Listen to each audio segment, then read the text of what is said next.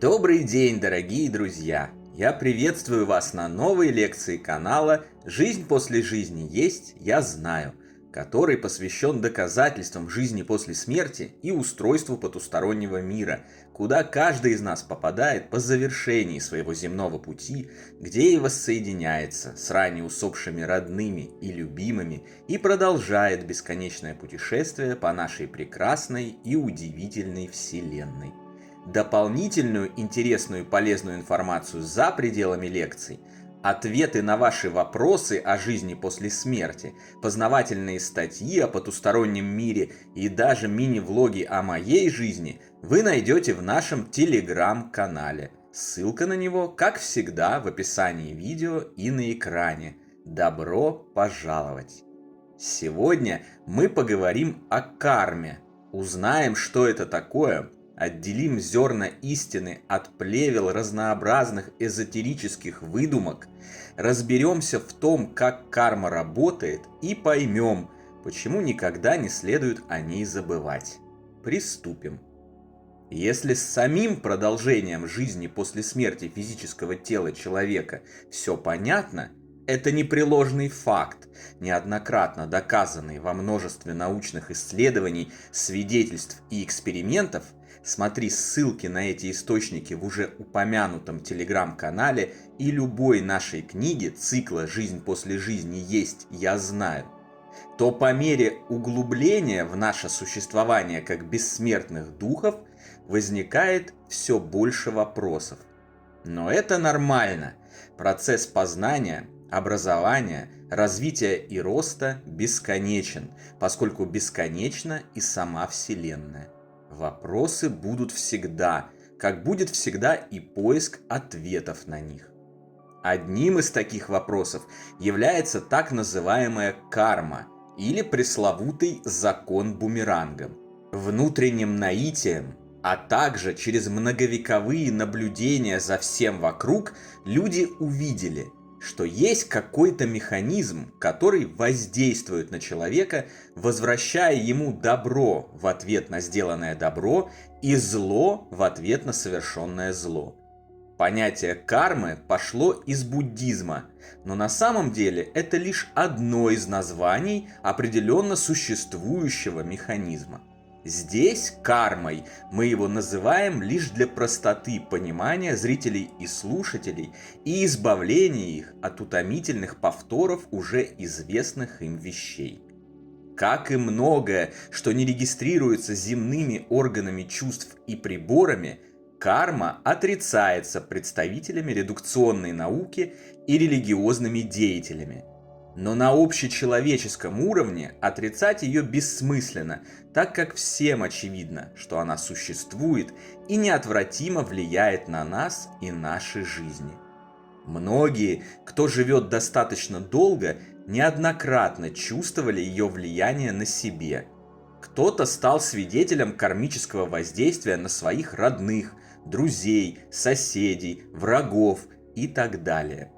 Мы чувствуем, что добро возвращается добром, а зло злом.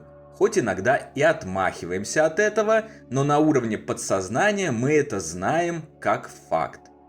Если вы абстрагируетесь от навязанного вам негативного мышления и восприятия нашей планеты как ужасного, жестокого и несправедливого места, очиститесь от обид за то, что не получилось в вашей жизни, и посмотрите на нее непредвзято, то, уверяю вас, вы тоже это считаете. На самом деле справедливость есть, это совершенно точно. Наблюдая за следствиями, ассоциируя их с причинами, люди изначально были на правильном пути. Но затем, как и во многих других случаях, сбились с него и ошибочно решили, что карма – это механизм вознаграждений и наказаний за те или иные поступки и действия. Нравится людям думать, что их кто-то наказывает. Хлебом не корми, дай впасть в подчинение какому-нибудь земному тирану или диктатору, жестокому, мстительному богу и страдать под его злой пятой, упиваясь этими страданиями. Так уж исторически сложилось, и пройдет еще немало времени, прежде чем люди избавятся от этих анормальных установок и вместе, посредством совета, начнут строить добрый и справедливый мир. Из предыдущих лекций и статей в нашем телеграм-канале мы с вами уже знаем, что никаких наказаний и вознаграждений не существует. Учитывая, что Творцом нам дана свобода воли делать любой выбор, никакого наказания, как и награды за это, быть не может в принципе, по определению. Это все равно, что если бы вы давали своему ребенку куклу для игры, а когда он бы начинал с ней играть, вы бы наказывали его за это. Нелогично, глупо, сумасбродно и жестоко. Наш мир же не демонстрирует и никогда не демонстрировал таких проявлений. Наоборот, в нем все устроено невероятно логично, умно и с любовью. А значит, карма объясняется по-другому. Пока достоверное, абсолютно прозрачное познание механизма кармы нам недоступно. Но, как и в любых других случаях, в понимании того или иного явления, земного или потустороннего, мы можем опираться на то, что нам уже известно, так как законы, действующие в нашем мире, очевидно действуют и по всей Вселенной. Со школьной скамьи нам известен третий закон Ньютона. Он гласит, что сила действия равна силе противодействия. Если вы воздействуете на что-либо с определенной силой, вам будет оказано противодействие, равное по силе вашему воздействию. Карма, по-видимому, работает по тому же принципу. Совершая какой-либо поступок, добрый или злой, измышляя какую-либо мысль, добрую или злую, вы создаете силу и прикладываете ее к чему-либо или к кому-либо. Вот эта сила по закону противодействия затем и возвращается к тому, кто ее приложил. По-другому это также можно назвать законом причин и следствий. Каждая причина порождает свое неизбежное следствие. Каждое следствие является результатом той или иной причины. Причина – это ваш поступок. Следствие – то или иное событие, возникшее в результате этого поступка и названное кармой. Наблюдать действие этого закона может каждый. Достаточно развить внимательность и смотреть за тем, что происходит вокруг. Очень часто карма возвращается своему отправителю довольно быстро. Есть даже понятие моментальной кармы. Иногда это имеет отложенный эффект, или вам просто неизвестно о том, что карма уже вернулась. Если поступки того, за кем вы наблюдаете, были злыми, то, например, внутри него уже может зреть болезнь, о которой никому ничего пока не известно, но которая рано или поздно проявится и поставит своего носителя перед тяжелым испытанием и необходимостью исправить совершенные некогда ошибки. Помимо этого, карма может отвечать и не обязательно в текущем воплощении, в текущей жизни. Ведь Вселенной без разницы. Она-то, в отличие от людей, точно знает, что мы живем вечно. А значит, и нет никакой необходимости возвращать живущему следствие его поступков именно сейчас, в этой жизни. Можно сделать это и на другом отрезке вечной жизни человека. В другой жизни, в другом мире, на другой планете и так далее.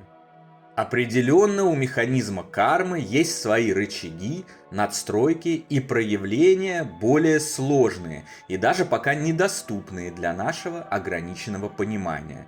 С этим могут быть связаны страдания детей, еще не успевших совершить никаких злых поступков, по крайней мере в текущей жизни. С этим могут быть связаны неожиданные смерти и болезни самых добрых и прекрасных представителей человечества. С этим могут быть связаны и ваши неприятности, при том, что вы вроде бы не делали ничего плохого или так полагаете, и так далее. Не забывайте также и о том, что все относительно, и поступок, который вы считаете добрым, кому-то может принести массу страданий, а значит и вернется к его отправителю именно такими же страданиями. Вопросы, разумеется, остаются. И снова повторюсь, это нормально. Невозможно познать все и объять необъятное, просто в силу того, что Вселенная бесконечна, а значит и знаний в ней бесконечное множество. Но в целом явление кармы очевидно, а ее проявления наглядно видны. Многие утверждают, что никакой кармы нет, ведь самые нехорошие представители человечества, убийцы, воры, лжецы и лицемеры живут припеваючи, с огромным количеством денег, тогда как честным людям приходится прозябать в нищете и мучениях. Но, во-первых, вы не знаете, как они живут на самом деле. Я, например, прекрасно знаком с миром богатых и знаменитых. В свое время мне пришлось там побывать. С огромной радостью и облегчением я эвакуировался оттуда и ни разу не пожалел об этом. Никакие деньги, никакие дворцы, яхты и бизнес-джеты не стоят того, чтобы пребывать в этом мире и испытывать на себе все сопутствующие ему явления. С уверенностью могу сказать, что почти все богатые, знаменитые и власть имущие люди глубоко несчастны. Всю жизнь они трясутся над своими состояниями и властью, пребывают в окружении лжи, лицемерия и притворства, не знают истинной любви, умирают глубоко пресыщенными и печальными. Они вынуждены заливать свои тревоги, утратить богатство, славу и власть, быть преданными и получить нож в спину от своих подельников декалитрами алкоголя и заедать все это тоннами антидепрессантов и прочих веществ. Не обманывайтесь видимым лоском и благополучием. На поверку все гораздо хуже. В миллион раз хуже, чем у любого бедняка, который денег никогда не видел и не увидит. Во-вторых, чтобы убедиться в неотвратимом действии кармы, нужно видеть финал истории. А он может случиться через много лет, в этой жизни или даже в следующей, так как генерируемая многими нехорошими людьми и их поступками сила будет возвращать противодействие гораздо дольше, чем нам отпущено прожить в одном физическом теле, но будет делать это обязательно. А поскольку для нее не существует ограничений физического мира и одной человеческой жизни, ведь она прикладывается не к телу, а к духу, ее не остановит ни смерть, ни смена измерения, ни пространственной точки. Но здесь важно понимать и другое. Карма – это абсолютно справедливый, благодаря своей природе, действующий в автоматическом режиме механизм. Поэтому нужно учиться контролировать все свои действия, поступки и даже мысли. Необходимо учиться просчитывать последствия и влияние на других каждого поступка и каждой мысли, неважно, считаете вы их добрыми, злыми или нейтральными. Это еще одна из важнейших задач нашего пребывания на Земле. Простой пример. Многие знают о карме, но при этом с великим наслаждением и предвкушением чужих страданий ждут, когда она накажет тех, кто им не нравится, или тех, кто не согласен с их мнением, бегая за такими неугодными людьми с криками «Закон бумеранга никто не отменял!». Такие крикуны не понимают, что в этом случае они сами же и становятся объектами бумеранга, о котором они говорят, и навлекают на себя негативную карму. Все, что я вам сейчас рассказал о карме, может показаться сложным и трудноосознаваемым, но на самом деле все элементарно. Если вы хотите копить только позитивную карму и получать только ее воздействие на свою жизнь, просто живите по совести, думайте о других. Ставьте себя на их место и просчитывайте последствия любых своих решений, а также их воздействия не только на себя, но и на всех, кого они затрагивают. Поверьте, это не трудно. Единожды начав и взяв это за правило, очень быстро вы научитесь строить цепочки действий и решений, которые будут нести с собой только добро, для всех вовлеченных в них и избавитесь от негативной кармы. Только очищение духа от зла, ненависти, агрессии, зависти и прочих негативных эманаций, только отношение ко всем и всему без исключения с добром, любовью и прощением, только принятие ответственности за любое наше действие или мысль и осознание их влияния на все сущее гарантируют создание позитивной силы света, а неотвратимо действующий закон так называемой кармы гарантирует возвращение этой силы устранением любых трудностей, бед и проблем, воплощением любых желаний, изобилием, счастьем и прекрасной жизнью.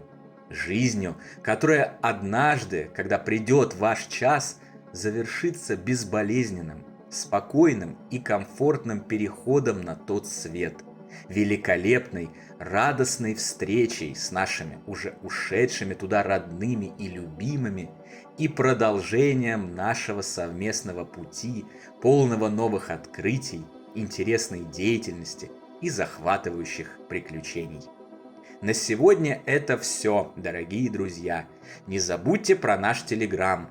Там интересные публикации продолжаются постоянно, круглосуточно, без обеда и выходных.